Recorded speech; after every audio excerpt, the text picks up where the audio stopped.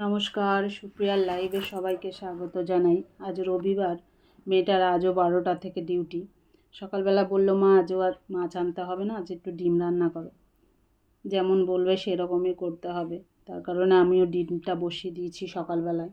রান্নাটা খুব তাড়াতাড়ি করতে হয়। ঘরে বেশ কিছুটা পটল ছিল, একঘেয়েমি পটল রান্না করতে করতেও ভালো লাগছে না, তাই আমি ভাবলাম একটু দই পটল করব। পটলটা একটু অন্যরকম করে কেটে নিলাম, আর যেটা ছুরিতে না কেটে বটিতে কাটছি। আমাদের অভ্যাসটাও এরকম বটিতে আছে, কিন্তু সব সময় তো আর বটিতে কাটা সম্ভব হয় না। কিন্তু পটলটা এমনভাবে কাটতে হবে, ছুরির ধারটাও কমে গেছে, তাই ভাবলাম আজকে একটু বটিটা নিয়েই বসি। বটিতে পটলগুলো কেটে নেব, একটু চাল কুমড়ো রয়েছে সেটাও একটু কেটে নেব ভাজার জন্য।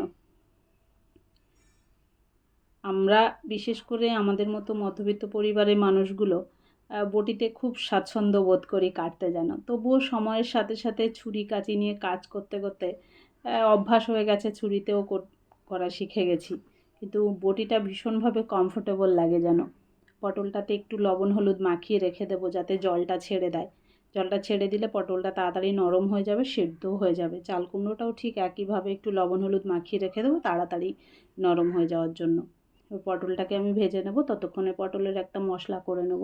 তেমন কিছুই না, বেশ কিছুটা পরিমাণে দই দেবো, একটু জিরা পাউডার, একটু ধনিয়া পাউডার দেবো, একটু কাশ্মীরি লাল লঙ্কা আর কিছুটা কাঁচা লঙ্কা, সাথে সামান্য পরিমাণে হলুদ লবণ। এটাকেই বেশ ভালো করে একটু ঘুরিয়ে নেব। আমি মাঝখানে একটু জল দিয়ে নিয়েছিলাম। পটলটাও ভাজা হয়ে গেছে, এটা একটু চেপে চেপে দেবো, তাহলে পাখির ডানার মতো লাগবে দেখতে, খুব সুন্দর লাগে এরকম করে ভাজলে দেখতে। বাচ্চারা তো বিভিন্ন রকমের করে দিলে ওদের খুব ভালো লাগে। একঘেয়েমি খাবার ঠিক ভালো লাগে না। একটা দারচিনি, একটা এলাচ আর সামান্য জিরা দিয়ে যে মশলাটা আমি রেডি করে রেখেছিলাম সে মশলাটা ঢেলে দিচ্ছি। একটু ফুটে উঠলে একটু চিনি দিয়ে দেবো। যখন জলটা টেনে যাবে কালারটা খুব সুন্দর আসে, তখন পটলটা দিয়ে যে একটু সামান্য জল দিয়ে নামিয়ে দিলেই হয়ে যাবে। খুব বেশি কিছুই লাগে না। এর ভেতরে আমি একটু কাসুরি মেথি ব্যবহার করব, যেহেতু টক দইটা দিয়েছি, টক দইয়ের সাথে কাসুরি মেথিটা খুব ভালো যায়, ভালোও লাগে। আর একটু ধনিয়া পাতা ছিল সামান্য, সেটুকু দিয়ে এটাকে নামিয়ে দেবো। একদম রেডি হয়ে গেছে। চালটাও একটু ভিজিয়ে রাখবো। এটা ব্রাউন রাইসটা একটু ভিজিয়ে না রাখলে ভাতটা হতে অনেকটা সময় নেয়। ব্রাউন রাইসটা ভিজিয়ে রাখলে খুব তাড়াতাড়ি ভাতটা হয়ে যায়। পটলটাও হয়ে গেছে, পটলটাও আমি নামিয়ে দিচ্ছি। পটলটা নামিয়ে দিয়ে আমি এবার ডিমটাকে করব। ডিমটা একটু হালকা করে চিড়ে নেব, তাতে কি হবে এর ভেতরে খুব সুন্দর মশলাটা ঢুকবে।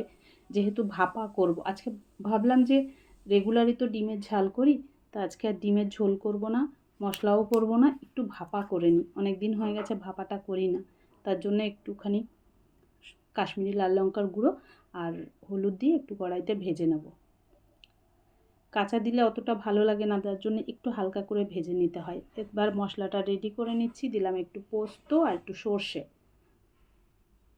এটাকে একটু শুকনো গুঁড়ো করে নেব। তারপরে দেবো কাঁচা লঙ্কা, লবণ, সামান্য হলুদ, আর দেব এটা হচ্ছে নারকেল ড্রাই, সাথে 2 চামচ মতো টক দই। এটাকে দিয়ে একটা স্মুথ পেস্ট বানিয়ে নিব। এইবার সেই পেস্টটার সাথে এবার দিয়ে দেবো একটু চিনি, এটা টেস্টের জন্য, না দিলেও অসুবিধা নেই। দেবো সর্ষের তেল, এটাতে পুরোটাই সর্ষের তেলে রান্না হবে, কারণ ভাপাটা সর্ষের তেল ছাড়া ভালো লাগে না।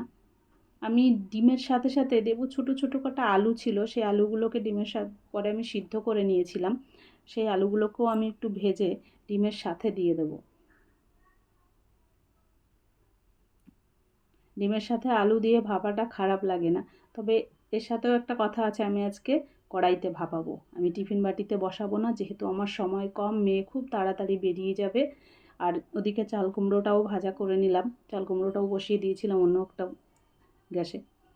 হয়ে গেছে চাল কুমড়োটা ভাজা, ভাতটা বসিয়ে দিচ্ছি, ডিমটাও হয়ে গেছে। ঢাকা তুলে একটু আবার সর্ষের তেল দিয়ে আবার একটু ঢাকা দিয়ে রেখে দেবো, ব্যাস হয়ে গেছে। যেহেতু মেয়ে 12টায় যাবে ডিউটিতে, তার জন্য বিকালবেলা ওকে একটু খাবার দিতেই হবে। অবশ্যই আপনারা জানেন যে আমি এই সময় গেলে ওকে একটু টিফিন করে দিই। তো আজ বললো মা আমাকে একটু স্যান্ডউইচ করে দাও, অনেক দিন হয়ে গেছে স্যান্ডউইচ খাইনি। আমিও ভাবলাম ওটা দিলে থেকে যাবে, খেতে পারবে। এক সাইডে একটু বাটার দিয়ে নেব, খুব সহজেই যেটা হয় সেটা দিয়ে দিতে হয়, কিছু করার নেই। আর একটু স্লাইস চিজগুলো নিয়ে এসেছিলাম, সেই চিজটা দেবো। আর যে শসা, টমেটো, পেঁয়াজটা কেটে রেখেছিলাম সেগুলো দিয়ে এগুলো একটু রেডি করে নেব। অনেকটা সময় হয়ে যায়, ভীষণ খারাপ লাগে নিজেরও, যার জন্য বিকালের জন্য একটু টিফিনটা বানিয়ে দিই। একটু অরিগানো, চিলি ফ্লেক, একটু গোলমরিচের গুঁড়ো আর একটু ব্ল্যাক সল্ট দিয়ে এগুলোকে রেডি করে নেবো। এদিক গ্রিলটাও গরম করতে দিয়েছিলাম, গরম হয়ে গেছে, গ্রিলের ভেতরে দিয়ে একটু চেপ রেখে দিলেই ব্যাস হয়ে যাবে রেডি।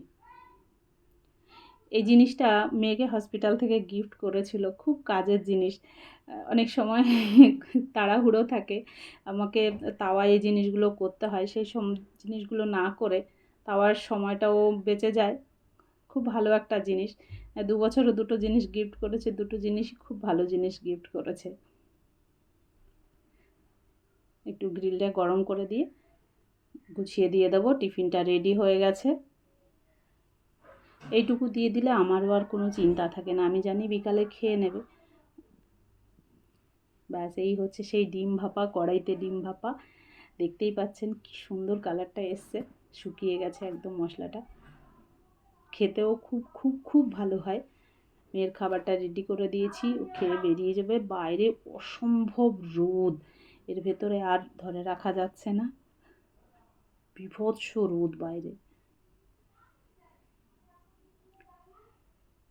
আজকে মেয়েটাকে আনতে গেছিলাম রাত্রেবেলায়, ফিরে এসে দেখছি দরজার বাইরে একটা গিফট প্যাক রেখে গেছে কেউ।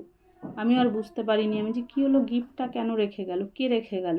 দরজা খুলে যখন ভেতরে ঢুকছি, মেয়ে বলছে আজকের গিফট তোমার। আমি যে আজকে কিসের গিফট? তখন বলছে কেন আজকে মাদার্স ডে, তার গিফট। তা বেশ লাগলো কিন্তু একটা সারপ্রাইজ গিফট, কারণ অত রাতে, রাত 10টার সময় এসে বাইরে যদি দেখা যায় দরজার গোড়ায় কেউ গিফট রেখে গেছে, তখন ভালোই লাগে। আমিও গিফটটা খুলে দেখলাম একটা পার্স আছে। পার্সটা কেমন হয়েছে অবশ্যই আপনারা একবার কমেন্ট করে জানাবেন যে মেয়ের দেওয়া এই পার্সটা কেমন হয়েছে। আর যদি ভালো লাগে তাহলে অবশ্যই পাশে থাকবেন, সাথে থাকবেন। আশা করব অবশ্যই, এটা সবারই আশা থাকে, বিশেষ করে ইউটিউবে যে আমরা যারা ভিডিও পোস্ট করি সবারই আশা থাকে যে সবাই সবার পাশে থাকবে। আমারও সেটাই কাম্য, আমিও আশা করি যে অবশ্যই সবাই সবার পাশে থাকবে। ব্যাগে চেন লাগাতে লাগাতে উল্টো হয়ে গেছিলো, আবার মেয়ে বলছে না না মা এভাবে না, এভাবে করো। এই জিনিসগুলো হয়তো আমরা অভ্যস্ত নই, তাতে কারণে কিছু কিছু ভুল তো অবশ্যই হয়ে যায়, সে ভুলটা আবার শোধরাতেও হয় নিজেকেই। সাথে ছোট্ট একটা পার্স আছে, পার্সটা খুব সুন্দর।